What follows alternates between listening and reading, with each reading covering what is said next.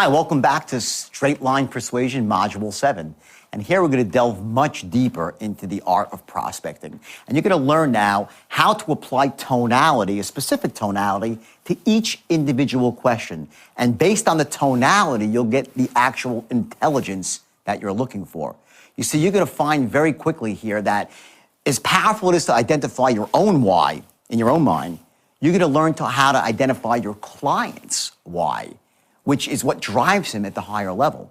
And that allows you, especially when it comes to those limiting buying beliefs, to take him to a place both emotionally and logically that will allow him to exceed that action threshold.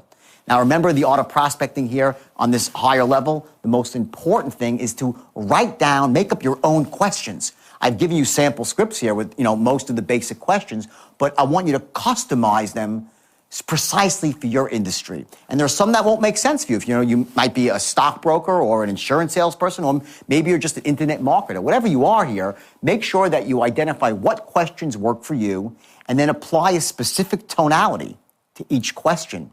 The important ones, remember, that you care and that you're just like him. If you get those two things across as you're asking those questions, you will develop honest feedback, a dialogue that's honest and will allow the person to open up because he knows that you're not just looking to sell him something, but you're helping him accomplish his goals, to identify his needs and help him get to that place quickly and elegantly. So again, as you watch this, take your notes and remember that everything you do at this point in time in prospecting, you're actually still closing. ABC, always be closing. We all know that acronym, and it's pretty funny sometimes, but in truth, it's exactly what you're doing. From that first moment you pick up that telephone, remember, enthusiastic, sharp as a tack, expert in your field, you're setting yourself up for a close.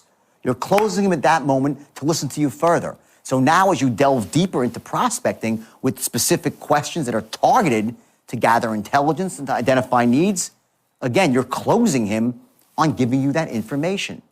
ABC, always be closing. And eventually, with these step-by-step strategies, as you go down the line, you'll actually be really closing the sale. But it starts here. So focus, watch closely, take your notes, and tomorrow you're going to use this stuff in your own life. See you soon.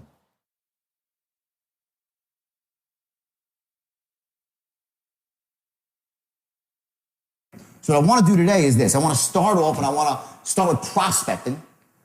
I want to start going through questions. And this is some stuff, it's not as exciting as the straight line itself, but this is the first part of the straight line, okay? And you need to master the art of asking questions, okay? Now, there are two parts of this, okay? There's two parts. The first part of it is the actual questions itself, okay? You have the questions, right? And that's the words on the page. Now, we all know from yesterday it's only a small part of it, right? Because what also equally important is how you ask the question.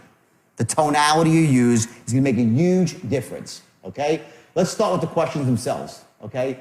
Finding out your client's why. Do not skip over the fact of what is actually motivating your client to want to make a purchase. Now, don't say, why do you want to buy this? That's not what you say. That's not elegant enough. I'm going to show you a series of questions. You're going to find out his why on both a logical and an emotional level. You need to identify his logical and his emotional why. This is crucial. Okay? You're going to write down perfect questions for your industry.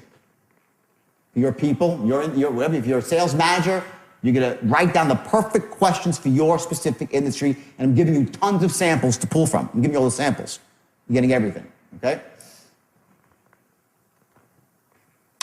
And memorize them.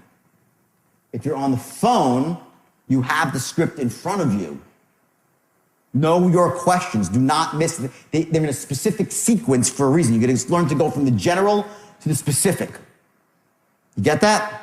So you're going to ask the questions in a specific order. Okay? Last, you're going to ask for permission to ask questions.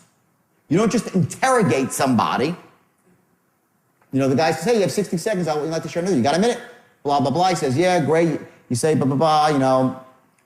This makes sense. He says, yeah, great. Just a couple of quick questions so I won't waste your time. Right? That's a transition. Just a couple of quick questions so I don't waste your time. Tonality. Don't just start asking him questions. This is huge. This is a transition. The transition, okay, is going to be twofold. Okay? You have two options for it. First, just a couple of quick questions so I don't waste your time. This is the assumptive one, which means you're not even going to ask, you're not going to wait for him to say okay or not okay. And most of the time, that's fine. But it's not just a couple of quick questions so I don't waste your time. It's just a couple of quick questions so I don't waste your time. Like, I'm here to help. The unspoken words in your tonality are, I'm here to help. Well, just for information, no big deal. The other one, okay, just a couple of quick questions so I can better serve you. It's a little softer.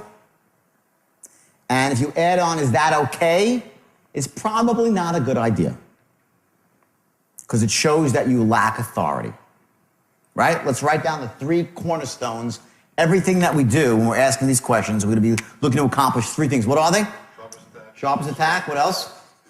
Enthusiastic. What's the third? Forced to be reckoned. Forced to be reckoned with. Forced to be reckoned with, meaning an expert. An authority figure, right? So we're going to always be congruent with these 3 things, and implicit in our tonality also, whenever we can, is going to be, I care, I'm trustworthy,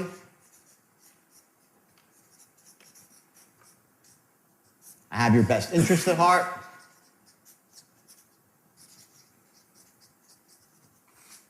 whenever you can put those things in there with tonality, you're going to, and we'll see as we go through the questions, okay? Okay, start with big picture questions. Here they are, ready? First, okay? Now, if you're dealing, this typically has to do when you're dealing with a product that they've used before. Okay? It's very important if you're selling, let's say you're selling somebody a product and they're currently using a product or have used it in the past. Find out what they liked about that product and what they did not like about that product. Because later on, in the second half of the straight line, you're going to be using their likes and dislikes to mold your presentation, to knock out negatives and bring up positives. Understand this, people will always pay more for something that's customized. You get it? They pay more for customization. People love products that are just for them. Very important question to find out what they liked or didn't like about something. Next question, okay? Okay, what would you change or improve with your current source?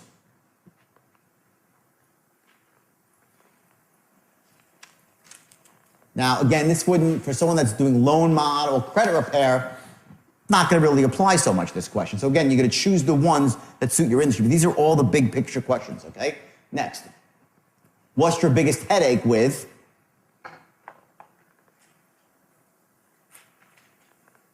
Here you're going to find out what his real, what his emotional, where his pain is, right? And you're going to use that later again. Next. What's your ultimate objective? What are you trying to do? This is crucial in any business. If you're selling somebody credit repair or a loan model, whatever it might be, subscriptions, whatever it might be, doesn't matter, okay? You want to know what they're looking to accomplish here. Those 3 things, sharp as attack, enthusiastic as hell, a force to be reckoned with, it all rolls up into one thing, that you are a person that can do what? Who can do what? Help them achieve their goals. Right? Well, how can you do it if you don't know what their goal is? You need to know exactly what their objective, what their outcome they're looking for is. Once you know their outcome, you can become this guy. Okay? Now, what you've told the guy before this point, what you've said to him by your tonality is that you're that guy. But you can't become that guy unless you know exactly what the guy is looking to accomplish, what his desired outcome is. And then you'll see later, as we start going through looping, when you're closing and looking to build into a 10, 10, 10, you're going to be putting in those bullets that specifically apply. Remember I said yesterday, you're going to start tailoring it down as you go further down the line. You have specific bullets that fit that. So you're just for him. You're there to help him, okay? Next, okay? What would be your ideal program? Crucial. And again, these big picture questions, they're specifically broad. You need to tailor these down to your industry. But you get in the picture on what's going on? This is how you gather intelligence. Now I'm going to show you some other questions that are very specific. Okay, next. Of all the factors, what's most important to you? Guys told you the whole story. What's the most important, number one thing you're looking to accomplish? Next. Okay, have I asked about every detail that's important to you? Now, I specifically never ask that question. I do not. It's up there because I want to give you everything that I know. Okay, everything that's out there. Some people like that. There are some successful salespeople. I don't like that question. Okay? But it's there. Okay, if you're in a specific industry or a specific sale that might go on longer, it's a decent question. For a quicker sale, 1-2 punch, it's not a great question. Okay? Okay? Now here's the goal here. Keeping your powder dry. What you have to do, okay, is once, as he's saying and relating his problem, what is making him feel out of control? What he has a goal. He's out of control right now, right? The urge you have is like, oh my God, I got the solution for that. Oh my God, I got the... Stop, let him speak. Don't say, oh my God, my program's perfect for that. He says to you, well, you know, my president, oh geez, I can really help you out here. Big mistake. Do not allow the guy to have the benefit of your program yet. Do not tip your hand. Let him speak. It's your own insecurities, and it gets all of us. We all have it. I get it too on the phone. I just know to shut up. Don't start narrating his answers. Oh, it can really help you out in that one. Oh, great. Oh, we always deal with people like you.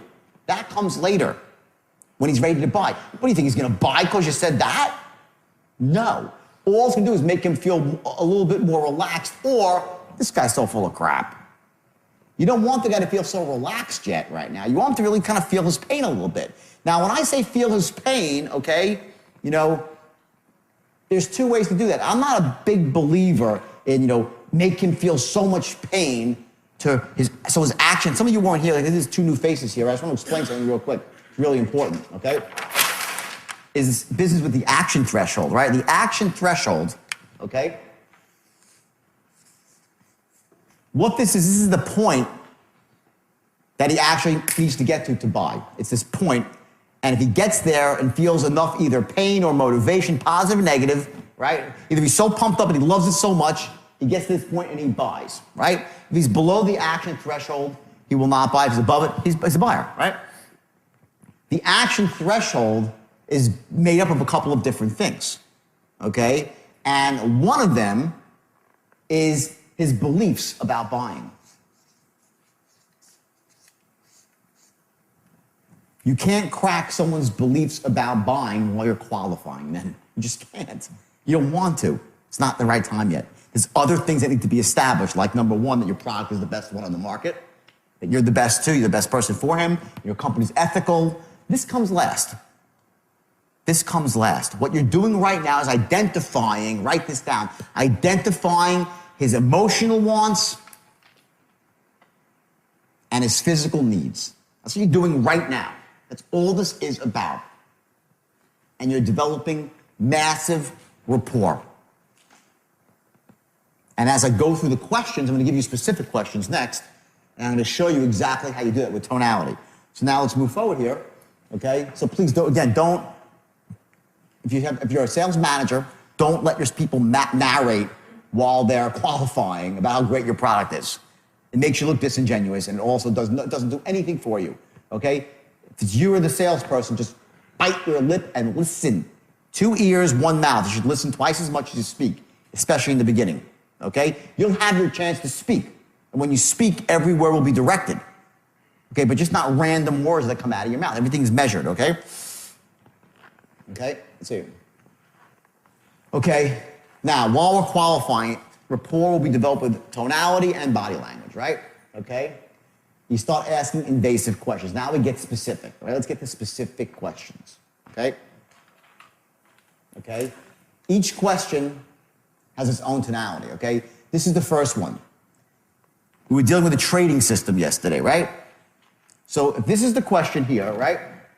How do you think about training, right? There's a couple of different ways to ask that question, right? The first way would be, how long are you thinking about trading for? That's one way. The second way is, how long are you thinking about trading? Now, I'm telling you this right now. I'm going to call, as soon as the script's getting, I'm going to call someone on stage, and I'm going to show you the dramatic difference in emotion it creates. You'll see it, because I will do the test, and you'll be the judges of it. You will see that if you ask the question one way versus another way, the person's either in rapport with you or out of rapport with you. And we'll start giving you accurate answers, or just simply blow you off. Okay? So that's the first question, okay? Would be, how long have you been thinking about trading? Now, the equivalent would be, if you're in credit repair or loan mod, how long have you been thinking about getting your credit fixed for? Why do you want to know that? It's a pretty important question. How long do they want to? Because you're going to say, well, are they warm? Oh, I've been thinking about, not really, I don't know, I've been thinking about too long, really. Maybe a couple of weeks, so they get their picture where they are. Oh, it's been on my mind for say, I want to buy a house. It's like, well, I want to buy a house and this and that. Now watch, here's the straight line, okay? Right here. And remember, we can go, we have rapport and intelligence here, right? We do not want them going above and below these dotted lines. That's your safe zone where you're gathering rapport. So when you ask a question like that, you're hoping he's going to start telling you about his life. And you're going to listen. And don't interrupt him. Do not start narrating. Oh, it's only that. Oh, yeah, great. Wow, interesting. Let him talk. Let the prospect talk. Most people don't ever get to be heard. They work for other people. They're disempowered. Their wife doesn't listen. Their husband doesn't listen. They want, listen to them. They'll talk to you. Now, if he starts spiraling off into Pluto, and it goes from telling you about meaningful things in his life that got him into a situation versus now his son's in school and how his son's getting A's and B's and he's going to go to then you know you're off the line. Okay? So what are you going to do? When you're off line, you're going to stop him and you're elegantly, you're going to direct him back to the line using tonality to carry the moment. So again, this specific question in your industry can elicit a ton of information. How long are you thinking about buying a Porsche for? How long are you thinking about buying this piece of equipment for? Whatever it might be. How long do you want to get into the trading business? How long are you thinking about becoming, a stockbroker? Whatever it's going to be, right? Next question, okay? Okay, let's do this. I'll jump ahead for just 1 second here. Now, we're going to do this when two people are on stage. What happens is this. When you're asking questions to people, all right? Now, I know you're on the phone. They're far away. You have to use your body. Move your body in a way that creates the right tonality for the question.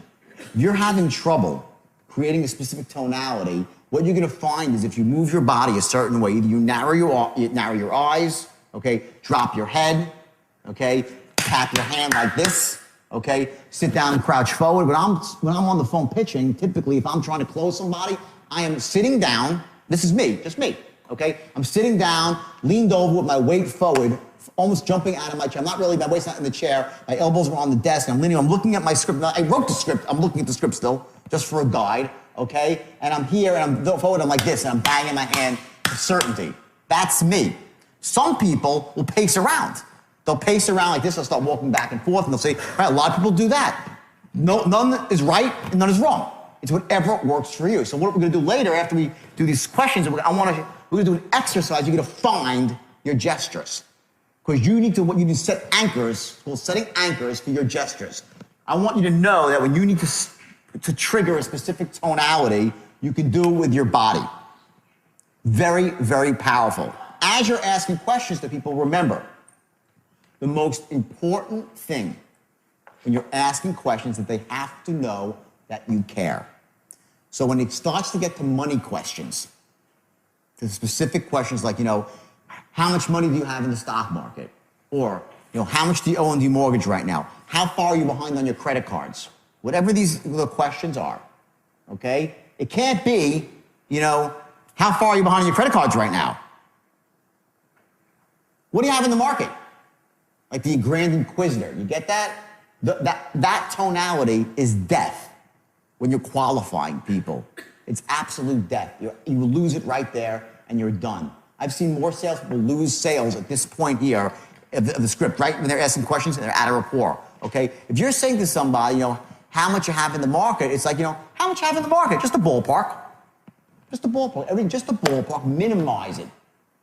Don't ask somebody a question like you're the Grand Inquisitor, because they will destroy you, these questions, okay? This is a crucial part of the sale, okay? So now, let's move forward for a second. So you ask these questions, okay? And you get to the point where you're done qualifying, and hopefully this guy qualifies. Two things. A, write this down. The product is right for him.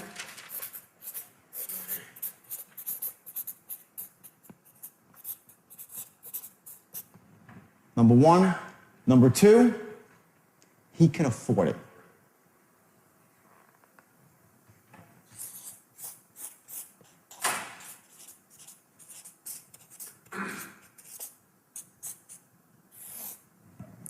If the guy or girl cannot afford your product, do not pitch him. The biggest mistake of a salesperson is to pitch unqualified people.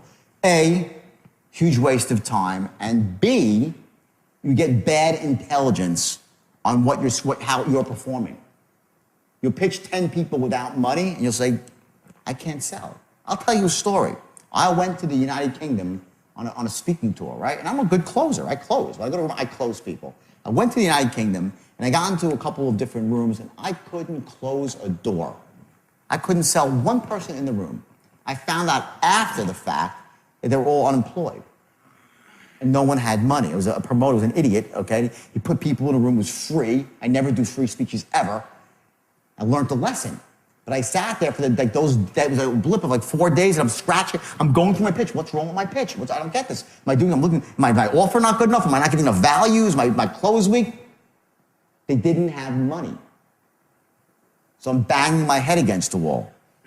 You get it? Qualify your people. Make sure your people that work for you too. Qualify people out in the beginning that do not have money. Do not try to take non-buyers and make them into buyers.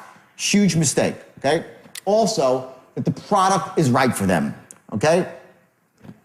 Please, please, please, the ethics of it all. Do not go banging people over the head to sell them your product just for the sake of selling them your product.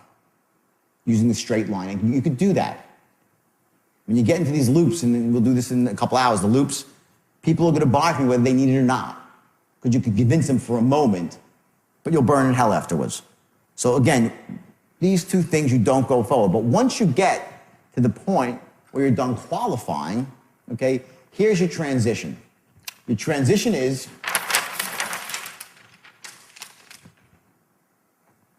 write this down. Well, based on everything you just told me, this program is a perfect fit for you. That's your transition. Based on everything you just told me, the program is a perfect fit for you. Where are you on the line?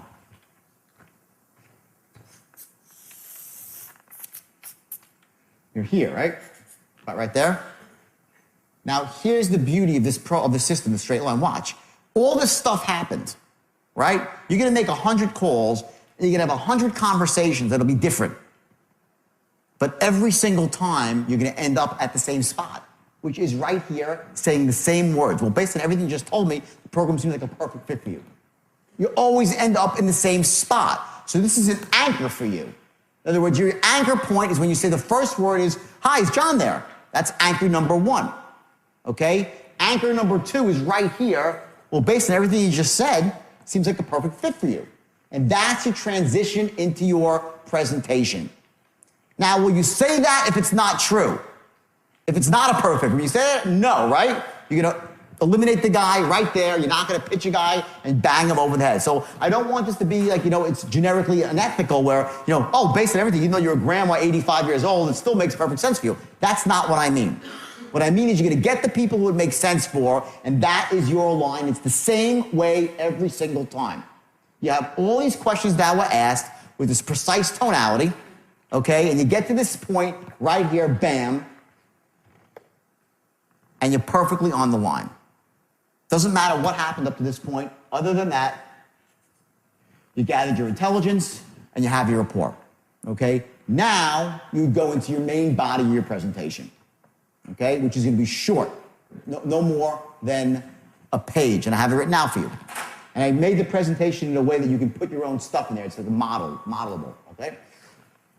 So what you're going to do here is you're going to go into your presentation, right?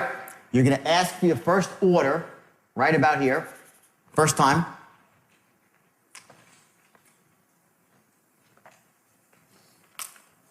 And at this point, what are you waiting for here? What are you waiting for? When you're asking for the order, you say, believe me, you'll be very impressed. Sound fair enough? What are you looking for here? You're looking for the guy to say no. We expect no. This is your next anchor here, right at this point. Your first no. You ever watch Law and Order? You know, like one of all these TV Boston legal, you know, they have this, and it's funny because they have this thing they do is like they'll be on trial, right? And the lawyers are, you know, in their chairs and the witness is on the stand, their witness, right? And all of a sudden the DA will come up with some killer piece of information and the witness gets stumped, right? And the lawyers go, ah. And they just shake their head and the jury looks over at the lawyers and say, oh, we know it all along, and the lawyers gave away, right? They dropped their guard, they showed their face, and said, you can keep a poker face, right? That's the exact opposite of what you do as a salesperson. You never, ever do the Law and Order head drop. Oh, my God. The guy said no. You get it? Whatever he says is exactly what was expected. It's always the expected response, okay? So when he says no, you perk up. You're expecting it. Okay? This is the key right here. Major anchor. The first no. From that point, you're going to run your first pattern. And this is going to be the pattern to establish this. Number one, that the product is the best thing since sliced bread. We'll get to this in a second. I'm just going to give you a quick run through the line. Okay? So what you're going to say to the guys, you gave him this presentation, right? And he says, let me think about it. So do you say to him, well, you know, why do you want to think about it? That's answering his objection directly, right? You do not want to do that. We're going to engage in a process called deflection. You're going to deflect his objection. In other words, put it off to the side. It's unimportant. A, it's not even a real objection. If he says, I don't have any money, it's a different story. He says, I only think about it, I'm talking about my wife, whatever. Deflect it, okay? You're going to handle that objection, but you're going to handle it on your timing. Not when he wants it, when you want it, okay? So you're going to deflect no matter what he says here. No matter what he says, I don't care if he talks about the price of tea in China. Your first question is going to be, I hear what you're saying. Not I understand what you're saying. I hear what you're saying. But let me ask you a question. Does the idea make sense to you? Do you like the idea? That's pattern number one you're going to run. Doesn't matter what happens. Because I am telling you this for sure. He's not at a 10 in terms of his love of your product. He's just not. You didn't try to even get him there. Your pitch is not designed, your presentation, and I'll get to the presentation in a second. It wasn't designed to get him there. You're just getting him in the game, showing him some benefits so he gets up there, likes it, and seems good, right? Does the idea make sense to you? Do you like the idea? Now, you're not going to say, we went through this yesterday, you know, money aside, does the idea make sense to you? No. You don't say that. But implicit in your tonality is that money is aside. You're like, well, let me ask you a question. Does the idea make sense to you? Do you like the idea? Like, no big deal. Money aside. That's your first question. Do you see you're starting to see the concept of the line here, that it doesn't matter what happens. Every sale is exactly the same. That's the power of somebody that's not a top salesman. They can use every sale's identical. You'll get to all their objections, but on your time frame. And they're going to love you for it because you're not going to think you're deflecting. They're going to be in the game with you because you're in rapport. Okay? You'll get to the I want to think about it, but not yet. Because that is going to evaporate when you run the pattern. I want to think about it will disappear. It'll become something else. I want to do something else. I have all the objections. We'll go through those, right?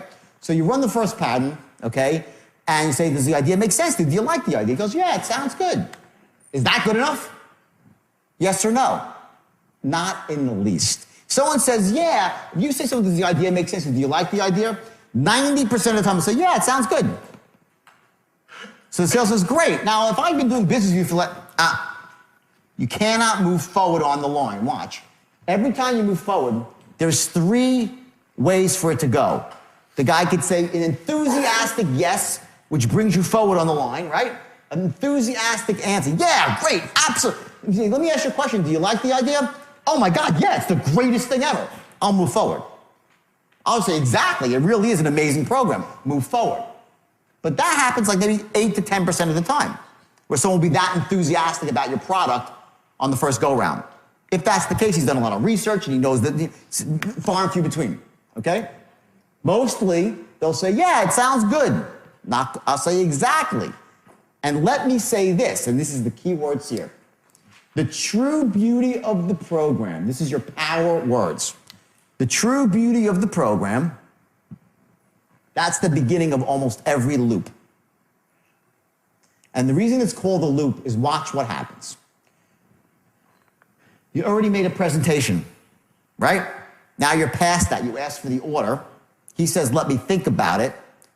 What do? Do you go slam forward and try to close him? No. You're going to loop back around to resell him the idea. First, you loop backwards. Do not go forward. If you want to sound like a pushy salesman, let him object, answer his objection, and ask for the order again. Just answer. If you answer his objection directly, you seem pushy. And it's no, it doesn't. If he has an objection, you're just like, I know you want to think about it, but thinking about it's not really good. There's only, you never know real estate is location, location, location. In this business, there's timing, timing, and timing. So do it right now. Come on, believe me, you won't be sorry. You're a freaking idiot. You're like you're awful as a salesperson for doing that. And not, said well, if you walk into a room of untrained salespeople, they'll be doing that and so say, wow, that guy's a good salesman. He's the worst, that guy. That's not how it works. What happens is you have to loop back first and now resell your product in a much more effective manner. Your secondary script is going to be the one that's much more powerful than your first script. Because remember, you're keeping your powder dry. It's just going to take a certain amount of time for you to wear down this person's beliefs about buying. It's going to take you a certain amount of time to pick the combination lock. You can't pick it all at once, okay? So you keep your powder dry. You now put in some much more powerful benefits. So your secondary pitch is more bullet-oriented. One very powerful fact. And when you get to that, you say, you see what I'm saying? Does the idea make sense? Say, oh, no, yeah, great, I like it, it's great. The second go-around, they'll go up on you. They'll say, yeah. If they were saying, yeah, it's pretty good, they'll say, no, it's great, yeah, I really like it. Now they're probably at an 8 or a 9, maybe at a 10 if you did a good job, depending on how hot they were. Now you can move forward and continue the loop. So that's your first loop, right? Then you would move forward and you would ask him another question. That's going to start cutting through his buying beliefs about you. And I'll stop here right now. We're going to pick this up after. So I want to do the questions now. Let's go through the questions that you're going to ask. And I want to show you the precise tonalities that you're going to ask these questions in, okay? And let's pretend right now that we're selling a trading seminar. First question is going to be, okay, now how long have you actually been thinking about becoming a trader? Okay? So start off here and say, okay, great. Just a couple of quick questions so I don't waste your time. Let's hear. Okay, great. Just a couple of quick questions so I don't waste your time. Okay, go. Now, how long have you actually been thinking about becoming a trader? About 2 or 3 years. Excellent. And are you looking to trade part-time or full-time? Could trade maybe 3-4 hours a week or something. Okay, excellent. And where are we? Okay. And what kind of work are you doing now? And how's it going for you? Okay, that's a two-part question. First, you'd say, hey, what kind of work are you doing now? Let him speak a bit. Say, how's it going? Once you start speaking, to prompt him more. Start from the top, and what kind of work are you doing now? And what kind of work are you doing now? Okay. I'm just working in a factory and stuff like that. I work about 40 hours a week. And how's that going for you? Well, I'll tell you, it's pretty good, but I have weekends off, and then typically on the weekends, I try to get away with my family. I don't have that much free time. And for the most part, though, we usually go and, we go up to northern England on the weekends. And, but I think I wanted to become a trader because I like hunting up there, and I think it would give me the freedom to do that. And, last weekend I was there, I remember I had to come because, I'm short of money right now, and I had to go up there and just kind of only hunt half the weekend with my kid. And my kid loves to hunt, so I figured being, a trader would be just a great thing for me because it would allow me to spend more time up there on the weekends. And, you do any hunting? No, I don't actually do hunting, but that's really cool that you do. Hunting's a blast, I'm sure. So are you looking at trading as a way to simply... Okay, stop. I did it on purpose. I rambled off the line, right? Let me explain a couple of things here, okay? Number one, okay, is a couple of very important words. Now, don't take this the wrong way. Remember, ethics, right? We have to have our ethics. But I want you to remember, drill these words into your brain. I am just like who? You. I am just like you. You just told the guy, you might as well tell the guy you hate hunters, right? Yeah, I got my just gut. I know it's up on stage, but I'm glad you're doing well, right? I'm glad that it came out, though. But to me, the guy says, I was up hunting. I said, do you hunt? You're like, no, I don't, sorry. Anyway, you completely broke rapport. You completely broke rapport. You were trying to do the right thing to get me back to the line, but that was not elegant. What that was, I'm a salesman, I don't care about your life. You get it? Yep. Okay? And that's a huge error right there. You're out of rapport. You probably reduced your chances of a close by 50%. With that one mistake, 50% you've reduced your chances to close. Because the guy doesn't want to, listen, we join clubs. We join political parties. We go to churches and temples, whatever it might be, to be with people that are like us. We don't associate based on our differences. We associate based on commonalities. Hey, he's my best friend. He's nothing like me. That's bullshit. Don't think, I'm looking for a woman who's going to be your opposite. No, that's a load of crap. You want, so you can be an opposite? You want to be with someone who's like you. So I met this guy. He's rude. He's obnoxious. He's nothing like me. I want to be his best friend. No, we associate based on commonalities. We join religious organizations, go to country clubs, political clubs like, the Rotary Club. It's based on what we have in common. We want to be around people who we have things in common with. That's it. When someone says to you they're a hunter, I don't want you to stretch the truth, but let's say, have you ever been hunting? I'm sure you have, right? No. Never in your whole life. Okay, great. He's one. Fair enough. Okay? Fabulous. Great. Here's the response. You better. My God, I've never been hunting. I would love to go hunting one day. I'm sure it's unbelievable. Get it? It's all you had to say. Oh my God, that sounds amazing. It must be beautiful up there. Yeah, okay, great. Now, see, it's elegance. When I say interrupt him, you cannot bat him and go back to the line. That's a disaster. That's why it's so powerful to go through a script like this, And this is such again, okay, watch, very simple. If this is the straight line, okay, and this is your acceptable levels where you let the guy ramble on, right?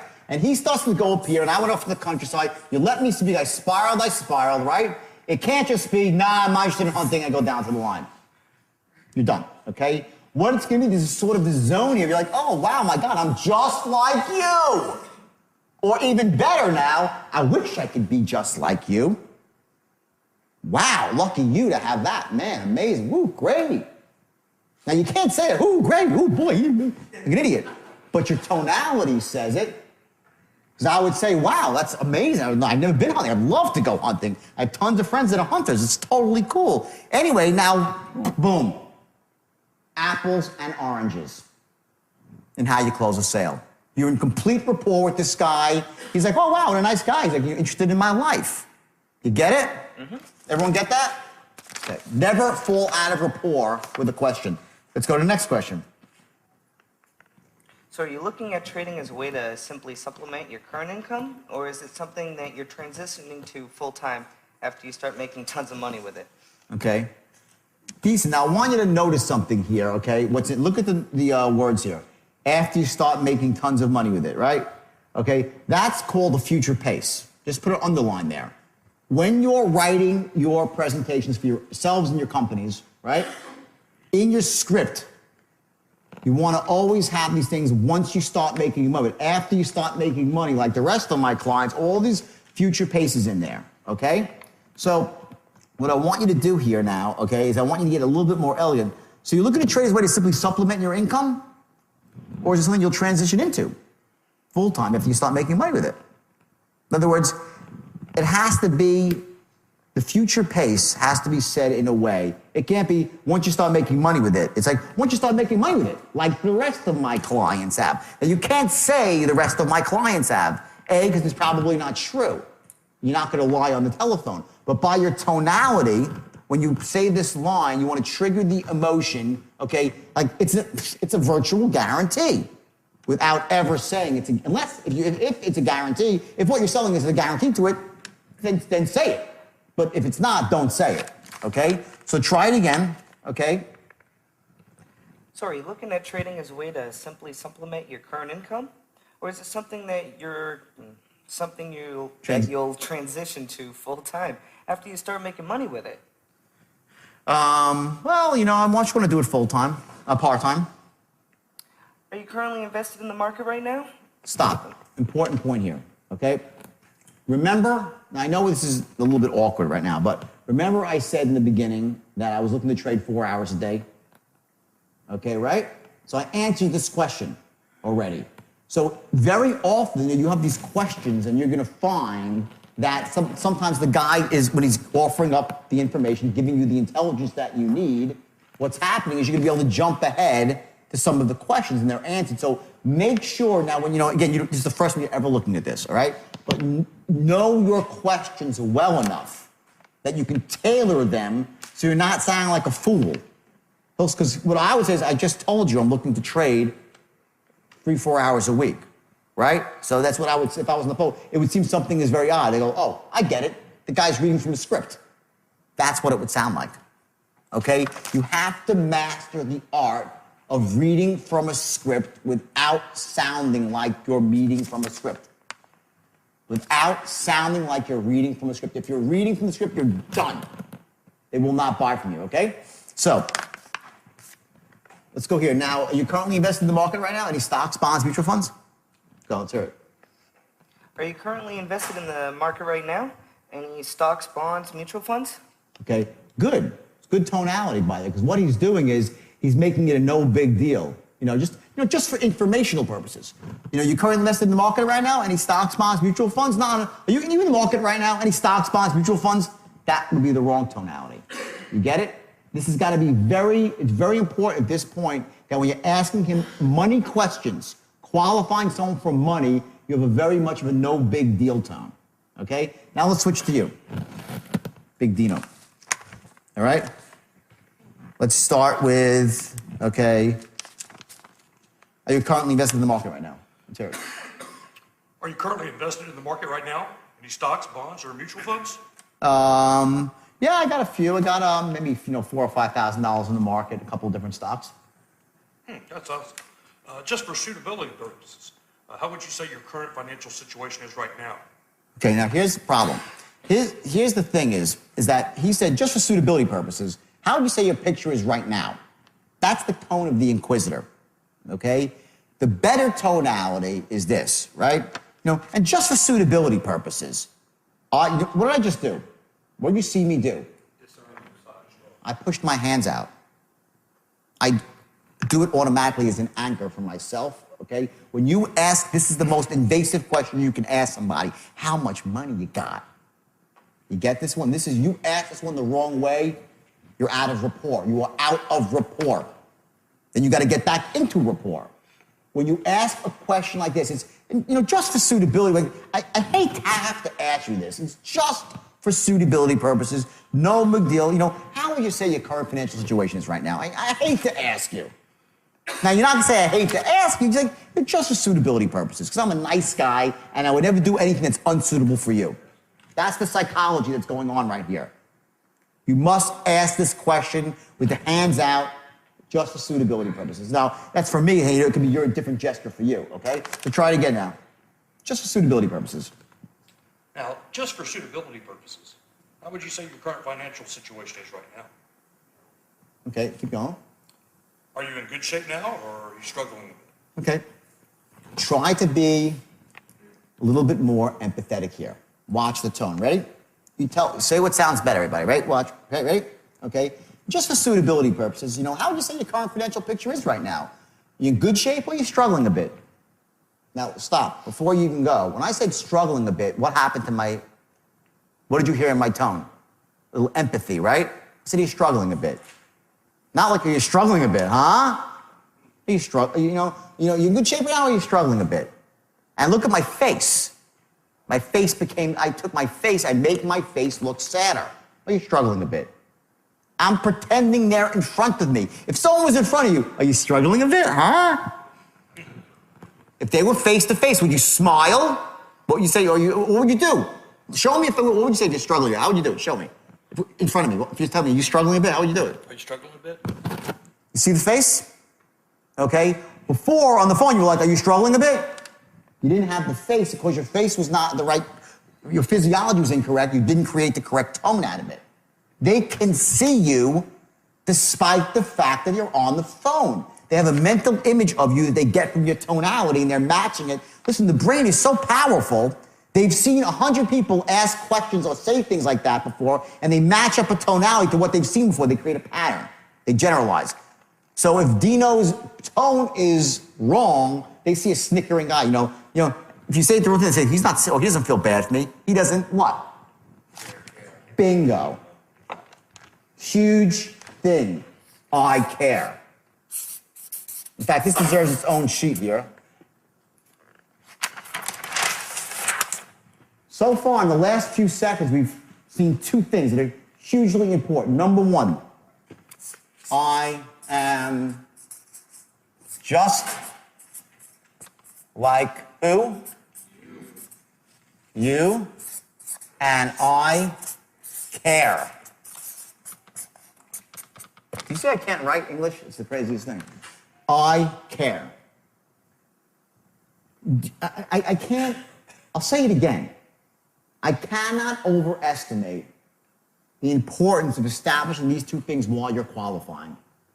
They're going to make your job infinitely easier when you try to close this person in 3 more minutes. The effort you put into this part of your presentation, this precise tonality, so they get to understand you are not just sharp as a tack, enthusiastic as hell, and a force to be reckoned with. They want that guy or girl to be their guide, their mentor. They want that. But what they also want is to have somebody who's just like them and somebody who gives a shit. It's not just there to sell them something. Get it? I'm going to spend like an hour on this. This is just, you don't get this. This is it. I'm giving you the formula right now, right here. The looping is easy. It's mechanics. I'm going to show you the looping. 2 hours, you'll get 3 patterns, no big deal. This is the elegance. This is what creates a great salesperson. This creates someone that gets tons of referrals. I'm just like you, and I care, and I'm an expert. And I'm trustworthy. Get it? Qualifying is one thing, and there's qualifying, which is another thing. First day now, let's flash back. I showed you that chart. You see why I say the chart's ridiculous? Part of it's about rapport, part of it's identifying needs. What the hell is that? As you're identifying needs, you're developing rapport. There's no difference. When you're asking when he says no for the first time, you're still building rapport. You're still building rapport every step of the way, and you're still identifying needs as you're closing. There is no division. You're doing everything at every moment, you're identifying needs, developing rapport, and closing every word that you say. All designed to get you to that one point. Doesn't matter. And these things here, this is where it's at. It's not in the hard-charging guy that you see on the phone pacing back and forth on TV. That's a load of crap. The salesperson is the ultimate wolf in sheep's clothing, but with ethics. So there's nothing wrong with it. Not a wolf in sheep's clothing in a bad way, okay, which I once was, but the right way. You come in there, you know you have the power. You got the power. You got the straight line. You're a master of tonality. You're a master of structure. You can loop and loop and loop until you pick the lock. You got it all. But you're unique you freaking care. You know the enthusiasm, bottled enthusiasm? It's here, right? It's not here and here and here. That loses its power really, really quickly with somebody. You might get some buyers that are like, if they're just like you might get that buyer. You're gonna cut out a whole element of emotional buyers that more than anything want to be understood, they want to be cared about, and they want to do business when they like.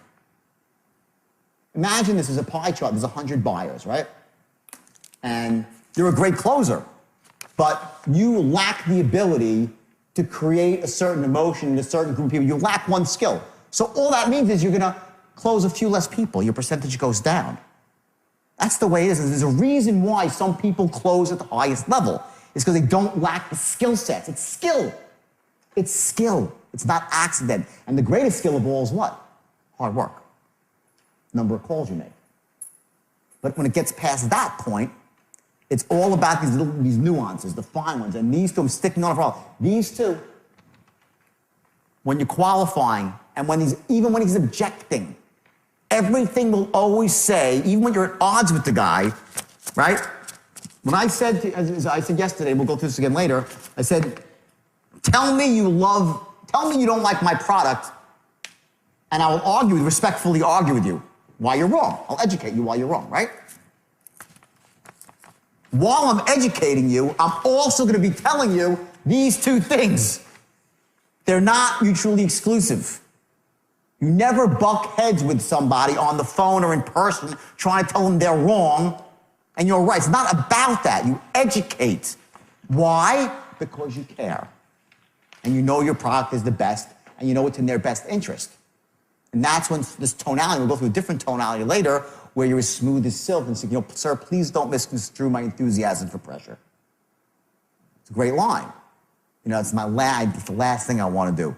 But let me say this. The true beauty of the program, and you're back in. You have all these loops, the true beauty of the program. You loop back in all the time, okay? And you're going to tailor it so you're just like him, okay? So now let's go back here. Everyone get that? That whole concept? Okay, so let's go now. And just for suitability purposes. And just for suitability purposes, how would you say your current financial situation is right now? Are you in good shape or possibly struggling a little bit? Much better. Excellent. Give me a round of applause. That was great. Well, things have been better. It's been a tough couple of years. I'm doing okay. Paying the bills. Jordan. Stop. Okay.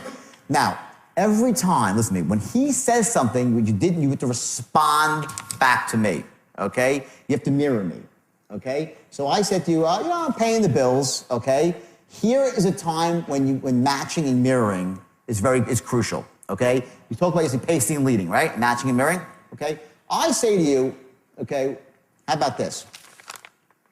3 responses to this question. Let's go through the 3 responses. And this is going to go for all questions. So let's go through 3 responses. The question is, okay, are you struggling right now or do you have money, right? There's 3 things he could say. I'm doing great.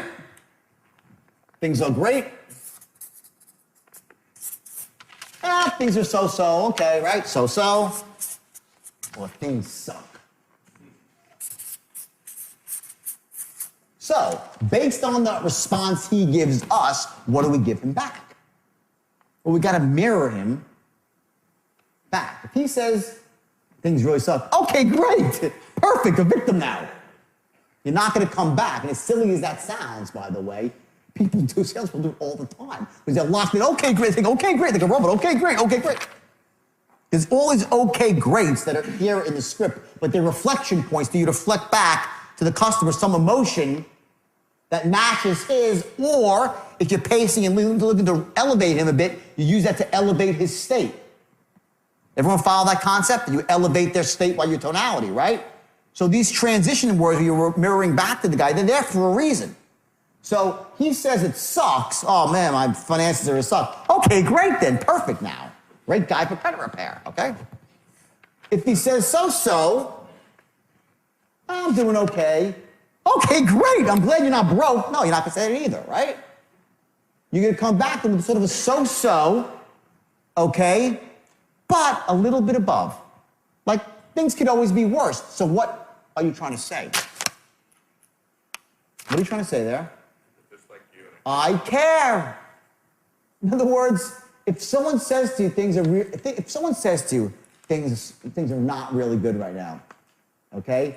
Now there's a sort of like the really fine line. What you don't want to do is say, listen, don't worry, I have the solution for you. Everything's going to be great. You don't want to do that. You want to keep him in this state, not to hurt him, but he needs to feel a little bit of pain right now to really open up to the benefits of what you have. You're doing him a disservice if you remove all the pain right away. And don't take that as the wrong way. You don't want to put people in pain. The problem is if you take him out of pain too quickly, he won't close. And they'll still be in pain an hour later and you've done the guy a disservice. So he has to feel some pain for you to do the right thing by him. It's tough love, okay? So you're not going to solve his problem while you're qualifying him. Get it? Fight the urge, okay?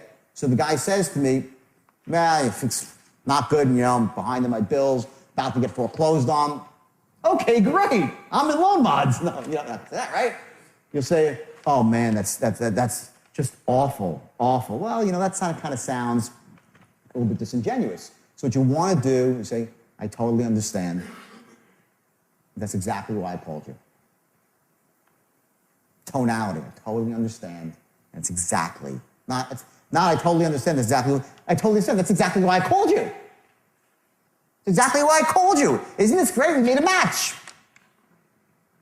That doesn't sound like you care. That sounds like you want money. I totally understand, that's exactly why I called you. How does that sound? I care. If the guy says things are going, well, things are going so-so right now, okay? Okay, good. Doing better than a lot of people. Move on. One possibility. Okay, good. Okay, good. Good to know. Good. Great. Little upbeat, not too much, a little bit above him, not too much. Say to the guy, how are things financially? Oh, doing great. Awesome. Perfect. Great. Next. You match the guy, boom, on. You alter your response to match his response. Qualifying does not occur in a vacuum. There's this zone here, right? It's like this little zone of tonality and rhythm and tempo, right? And the kill zone is like right here. That's your appropriate response, right? You're like, how do I remember all this? When you're unconsciously competent at something, you do this automatically. What you need to, we spoke about, you weren't here, so we spoke about the different levels of learning, right? When you leave this room this afternoon, you're going to be consciously competent at using the straight line, which means you'll understand it. If you're focused on it, have it written down, you'll be able to do it, but you can't listen to anything else. I could do this while I'm tying my shoes, drinking coffee, right? I'm doing my whole life, right? You get there 2 or 3 weeks, just by repetition and learning, repetition and learning, repetition and learning. You just nail the grooves deeper and deeper into your brain by doing it. There's no way, you can't study it to perfect it. You got to do it. Once you do it, you're going to fall into this little kill zone right now, and automatically, when he says a question, you're going to mirror back the right tonality. I'm giving you the info. I'm giving you the info right now for your conscious mind. All right? It's up to you to keep doing it until it becomes part of your unconscious mind. Then you'll do it automatically. Those are your 3 responses for every question. So now let's keep going. Next question. How much money are you thinking about starting trading with? Okay. Let's try that one. Jordan, how much money are you thinking about starting trading with? Just a ballpark figure. Okay, good. I want you to remember every time the word you're asking someone about money, always, always, always go into your disarming tone. Always disarm, okay? So just try to kick it up a notch. Sometimes it seems like I'm exaggerating this stuff and it seems silly and foolish, right? Exaggerate it a bit. But right now, exaggerate it right now in the room and then back off and find your center afterwards. I don't want you to try to creep up to the right tonality. Let's overshoot your tonality for this. So I say, watch what I mean by that. I say, how much money are you thinking about starting out with? Just a ballpark. Just a ballpark. Just a ballpark. Try that. Just a ballpark. Just a ballpark. Much better.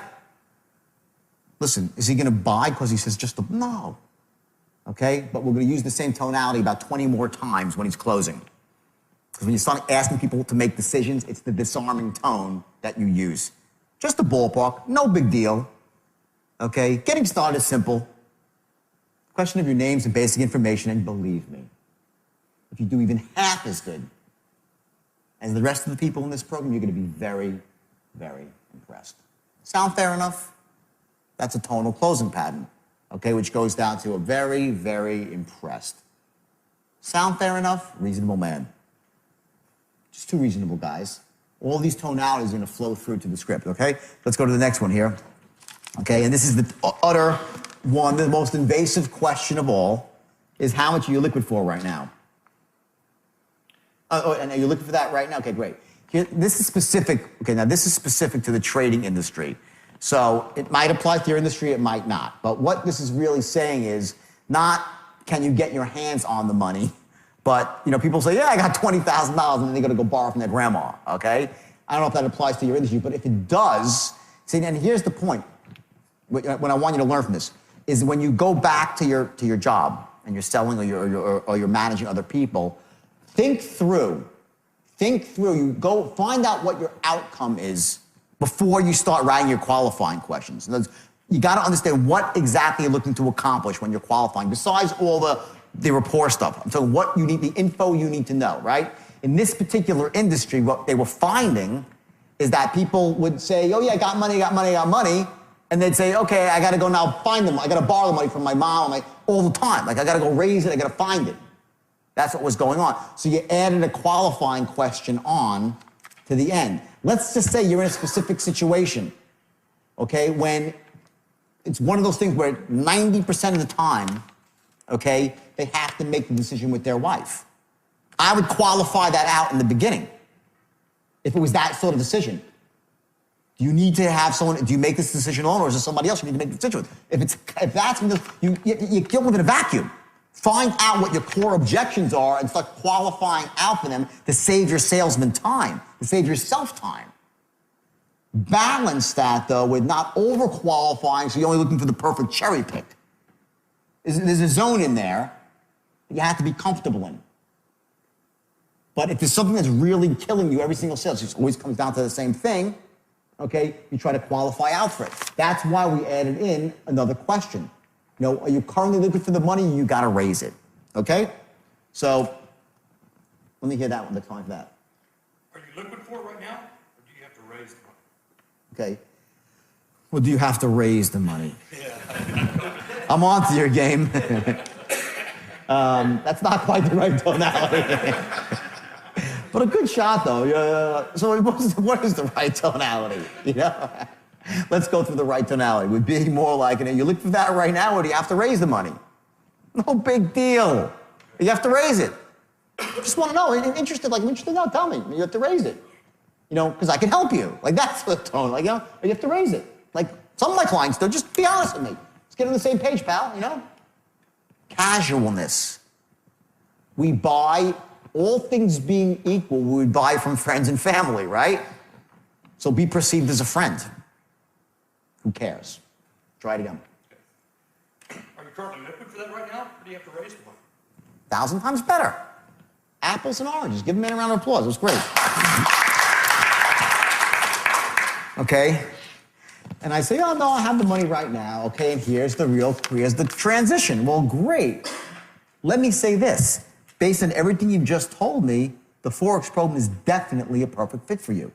Now, real quick, boom, in the body of your script. Get that? It's a very simple transition. Based on everything you just told me, it seems like a perfect fit for you. Not, well, based on everything you just told me, it seems like a perfect fit for you. Okay? That's not right. Let's hear that. Based on everything you just told me, it seems like a perfect fit for you. Let's hear it. Based on everything you just told me, it sounds like the perfect fit for you. Okay? Okay, now, here's the thing. That was a little bit too sing-songy, okay? Here's a point where you need to have a declarative, okay? When we talked about a question, when you ask a question, right? He said that, I'm like, oh, really? That's my dialogue off of what you just said. He goes, it seems like a perfect fit for you. I'm like, oh, really? What makes you so fucking smart? People, you don't think people are, oh, what makes you so smart? You don't think people are, people narrate every word you say, people are narrating against you in their mind, okay? Your tonality was weak. It was not the tonality of the expert, okay? Here's the tonality of the expert. Well, let me say this. Based on everything you just told me, this is a perfect fit for you. Different, right? Who would you trust? This seems like a perfect fit for you. Not a perfect fit for you? Oh, really? Or it's a perfect fit for you. Oh, really? That's my response. Oh, really? Wow. Seems pretty confident. It's a figure of authority. You get it? I'm not like, it seems like a perfect fit for you. It seems like a perfect fit for you. Perfect with P. P. That's your power deck. Seems like a perfect fit for you. Now, real quick. And when I say now real quick, I'm like, now real quick. Or now real quick, which is better? Say now real quick. Now real quick. No, say it like you're going to pitch me. Great, now real quick. Great, now real quick. Okay, great. Now real quick. Okay, good. Say it from the top. Okay, great. Well, let me say this. Right here. Oh, you want me to do this? Yeah, okay, great. Okay, great. Well, let me say this. Based on everything that you just said, the Forex program is definitely a perfect fit for you. Now, real quick. Bingo. Perfect, declarative, empower, confident authority figure. Okay? So you notice the transition. 1 second, you're meek and don't just for suitability purposes. I totally understand. Next second, based on everything you just told me, it's a perfect boom. You go back and forth from being the authority figure to being empathetic whenever it suits you and suits the sale and gets you to move down the line. And each moment, remember, know your outcome. What's your outcome? Your outcome here for this transition is for you to transform yourself in that moment into the expert. That's your outcome of that question, of that statement. Okay? Not just that based on everything you said, it sounds like a perfect fit for you. That's whatever. You did 20% of the job. Okay? It's based on everything you just said, it seems like a perfect fit for you. Now, real quick. And when I say now real quick, I speak quickly. Why? Because it's congruent with the word. I wouldn't say now real quick. Okay, now real quick, bam. Why am I saying now real quick? Why? What does that really mean? What's that? I'm going to tell you about my program. Now I'm going to tell you about my program. Okay, anything else? Bingo. Important. Now let's talk about this. Like, every word matters. Why is that in there? Now real quick. I could say now real slowly. Now let me take this slowly. I could have wrote that. I didn't. There's a reason why. I say now real quick.